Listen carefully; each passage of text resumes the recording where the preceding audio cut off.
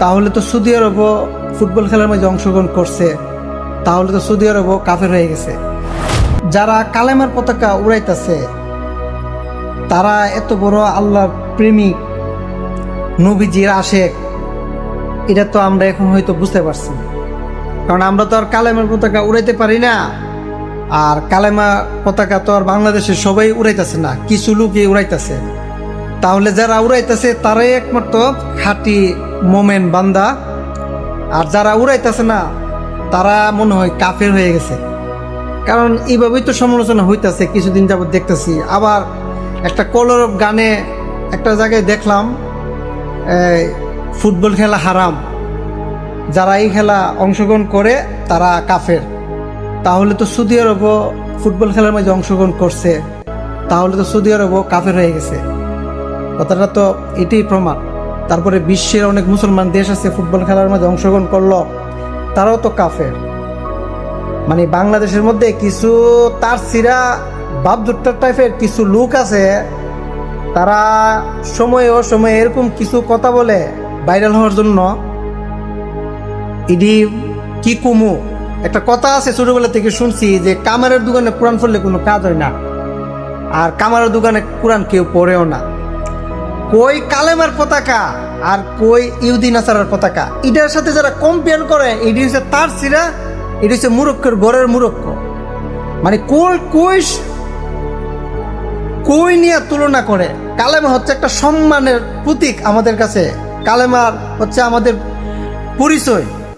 আর এটার মধ্যে নিয়ে লাগাই দিয়ে একটা ইহুদি নাসারার একটা সাধারণ একটা ছোট্ট একটা জিনিসের সাথে কম্পেয়ার করে, তাহলে তাদের জ্ঞানটা কতটুকু। মানে যারা কালামের পতাকা উড়ায় তারাই আল্লাহর আসল প্রেমিক, আর যারা উড়ায় না তারাই এখন নিচে পড়ে গেছে গা।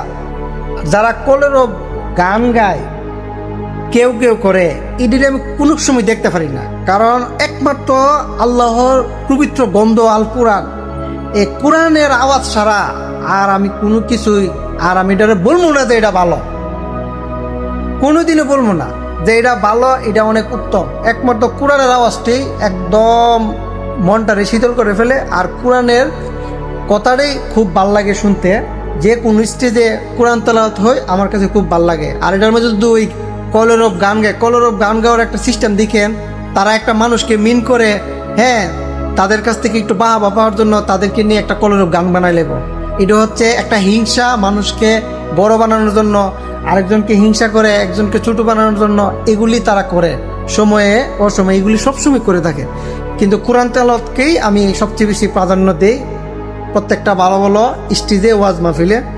এই বাংলাদেশের মধ্যে যা করতেছে, যে ফুতুয়া মারে, তারা কোনো সময় দেখি না যে রাসূল সাল্লাল্লাহু আলাইহি সাল্লামের যে সময় কটূক্তি করে, ইসলামের উপরে যে সময় একটা আঘাত আসে, ওই সময় তাদের দেখি নাই যে কালেমার পতাকা উড়াইয়া বলে যে আমি তো একজন মুসলমান, আল্লাহর সৈনিক, নবীজিকে যারা কটূক্তি করবে তাদের কল্লা আমি ফালাই দেব। ওই সময় কথা বলে না, এখন বলে।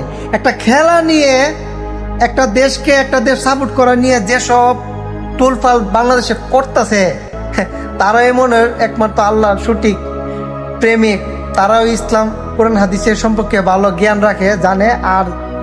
আর কেউ জানে না। এত জানে ওই কালেমার পতাকার সাথে নিয়ে একটা ইহুদি নাসারার পতাকার এটা কম্পেয়ার করে তুলনা করেন। আপনি কি যুদ্ধ করছেন? ইসলামের জন্য কি যুদ্ধ করে আপনি যে কালামের পতাকা উড়াইতেছে? যুদ্ধর সময় না কালামের পতাকা উঠবে, জীবনে যুদ্ধ করবো দূরের কথা। ওই যে কইলাম না, রাসূল সাল্লাল্লাহু আলাইহি ওয়াসাল্লাম একটা কটূক্তি করলে কোনোদিন করতে পারো না, যে একটা হুঙ্কার দিব শক্ত কইরা।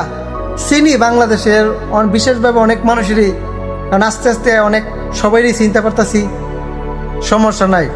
আল্লাহ মানুষের মন দেখে, আল্লাহ মানুষের লেবাস, ওই হাতে কালেমার পতাকা, ওই হাতে তবজি, ওই হাতে কোরআন শরীফ রেখে নিজেকে অনেক বড় আল্লাহ বুঝাইতেছেন। ইডি আল্লাহ দেখে না, আল্লাহ দেখে মন।